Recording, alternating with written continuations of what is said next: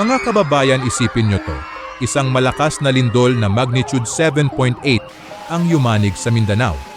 Wasak ang mga kalsada, walang kuryente, at tanging dagat na lang ang tanging daan para makapaghatid ng tulong sa mga biktima.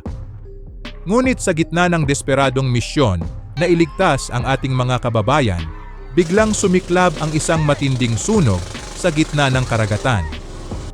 Isang marangyang yate na puno ng relief goods at 42 matatapang na volunteer ang binalot ng makapal at nakalalasong usok. Ngunit ang tanong, ano nga ba talaga ang sanhi ng sunog? Ito ba ay aksidente o may iba pang dahilan? Paano sila nakaligtas? Tara ating panoorin.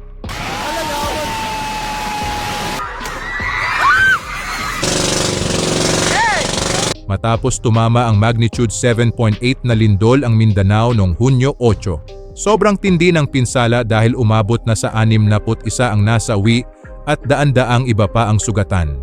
Dahil sa pagyanig, gumuho ang mga bundok at natabunan ng landslide ang mga kalsada. Kaya naman, na-isolate ang ilang lugar tulad ng Glan sa Sarangani. Walang kalsada, walang komunikasyon at gutom na ang mga tao. Dahil dito, nagpasya ang grupong Adventists Southern Asia Pacific Philippines na mabilis na gumamit ng ibang paraan para makatulong dahil hindi na talaga madaanan ang mga kalsada roon sa kanila. Hiniram nila ang pribadong yate ni Edsel Lim para maging barko ng pag-asa na may dalang pagkain at gamot. Pero dito mas lalong uminit ang sitwasyon, mga kababayan. Noong Biyernes, June 12, habang bumabagtas ang yate sa karagatan ng Glan, biglang nagbago ang ihip ng hangin. Bandang tanghali, napansin ng mga sakay ang kakaibang amoy hanggang sa biglang lumabas ang napakakapal na itim na usok mula sa loob ng yate. Isipin niyo ang sitwasyon. Nasa gitna kayo ng malawak na dagat, walang matatakbuhan at mabilis na kumakalat ang apoy sa sinasakyan ninyo habang karga ang napakaraming ayuda para sa biktima. Talagang nakatatakot at nakapanghihina ng tuhod ang ganitong eksena para sa kahit sinong tao.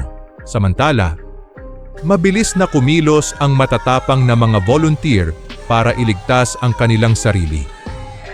Sa halip na magpanik sa gitna ng sunog, nagtulong-tulong silang ilipat ang bawat isa sa mas maliliit na bangka na nakasabit sa yate. Salamat na lang sa maayos na koordinasyon at mabilis na desisyon, ligtas na nakalikas ang lahat ng 42 volunteer bago tuluyang lamunin ng malaking apoy ang yate. Dinala sila agad sa barangay Pangyan sa Glan kung saan sila pansamantalang kinupkop ng mga tao doon upang masiguro ang kaligtasan. Walang nasugatan o namatay at ito ay maituturing na isang malaking himala sa gitna ng kalamidad. Pero may malungkot na balita rito, mga kababayan.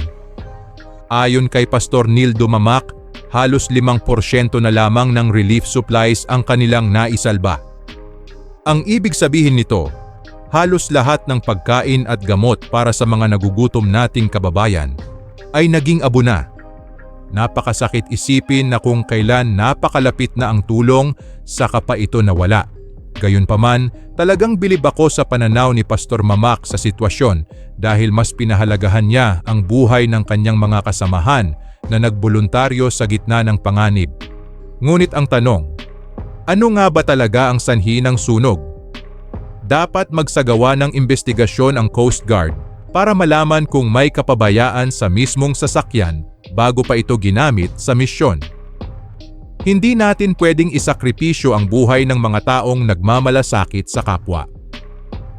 Sa huli, sa kabila ng dagok na ito, tiniyak ng grupo na hindi sila hihinto sa pagtulong sa mga biktima ng lindol sa Mindanao. Gagawa sila ng alternatibong paraan para makarating ang ayuda sa mga nangangailangan nating mga kapwa Pilipino. Ano ang masasabi niyo sa katapangan ng mga volunteer na ito, mga kababayan? I-comment niyo ang inyong reaksyon sa ibaba. Huwag kalimutang i-like, i-share at i-subscribe ang ating channel. Maraming salamat.